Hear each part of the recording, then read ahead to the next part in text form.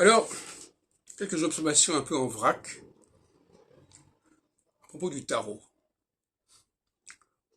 D'abord, dans le tarot, on trouve les 4 vertus. La tempérance, la prudence, la justice, etc. Et le nombre 4 n'est évidemment pas indifférent pour notre recherche, puisqu'il est fondamental, le 4. Alors, vous savez qu'il y a aussi les 4 couleurs dans les cartes.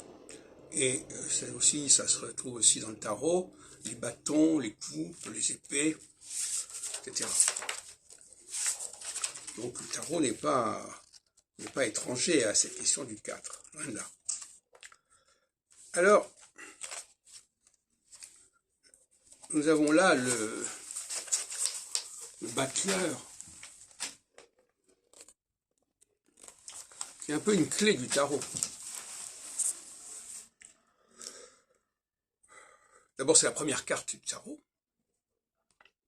Et elle est à rapprocher du mois de janvier dans les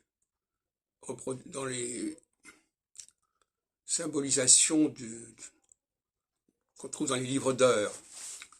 Je vous signale que j'ai quand même consacré pas mal de temps aux livres d'heures et à l'influence des livres d'heures sur le tarot.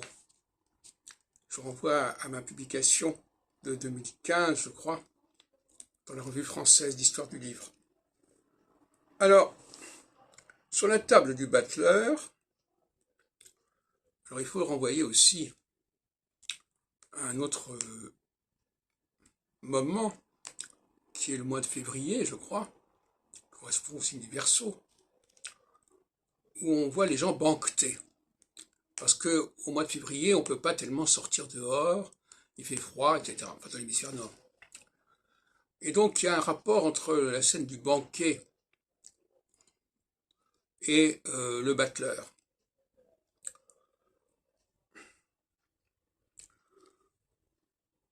Alors on peut trouver sur la table du banquet et sur la table du battleur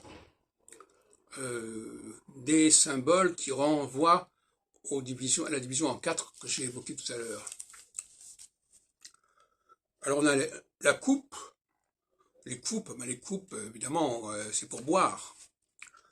On a les épées, mais en réalité les épées c'est pour coup de paix, ce sont des couteaux. Et puis on a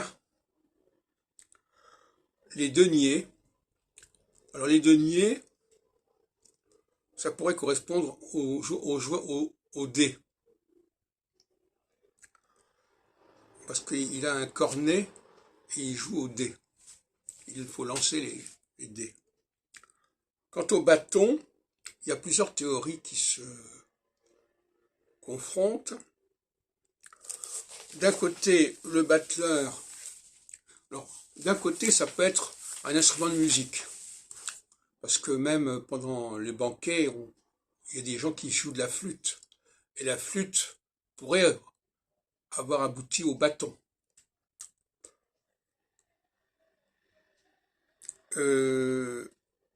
Pourquoi pas. Et on peut aussi penser, vous savez que le mot bâton en anglais c'est club, et le club c'est le bâton au sens où l'endroit où on se réunit, on se retrouve, d'où le sens au figuré. Mais on peut penser, mais je lance ça, comme une idée assez farfelue, que ce sont les bâtons, ce sont les tréteaux, à l'époque on avait des tables sur des tréteaux. Ce sont des tréteaux qui tiennent, qui supportent la table. On le voit bien là dans le battleur, on voit les bâtons, les pieds de la table. Voilà. Bon. En tout cas, ce qui est évident, et je vous renvoie à mes travaux à ce sujet, donc comme je l'ai dit, c'est l'influence des livres d'heures sur le tarot. Ce qui nous en... Les livres d'heures de l'époque. Parce que moi j'ai soutenu la thèse comme quoi le tarot n'était pas apparu avant les guerres d'Italie, avant la fin du XVe siècle. Et donc, Ces livres d'heures comportent notamment, c'est une sorte d'encyclopédie, un livre d'heures. C'est une sorte d'almanach au sens moderne du terme, c'est-à-dire qu'il y a un peu n'importe quoi. Ces livres d'heures comportent une iconographie de l'enfer. Et en enfer, il y a notamment la roue des damnés, qu'on retrouve dans le tarot avec la roue de fortune. Mais on a aussi la mort, qu'on retrouve dans le tarot, évidemment, avec la mort. Tout ça, c'est une iconographie qui est empruntée au livre d'heures, et notamment au calendrier et compose des bergers, paru à la fin du XVe siècle. Voilà, donc je crois que la piste des livres d'heures, pour rendre compte à la fois du tarot, mais aussi du symbolisme zodiacal. Parce que, par exemple, au mois de mai, on compte fleurette, flirt. Et c'est la saison des fiançailles. Et ça correspond au signe des Gémeaux. Et dans mon article dans l'Encyclopædia Universalis, je montre bien que le signe des Gémeaux est en fin de compte vénusien et non pas mercurien. Et d'ailleurs, les symboles qu'on associe à Mercure sont bien mercuriens. C'est-à-dire que c'est la balance, c'est...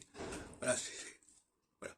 Donc, quand on regarde l'iconographie de Nostradamus dans ses almanachs, on voit que les Gémeaux sont représentés par un couple qui s'embrasse.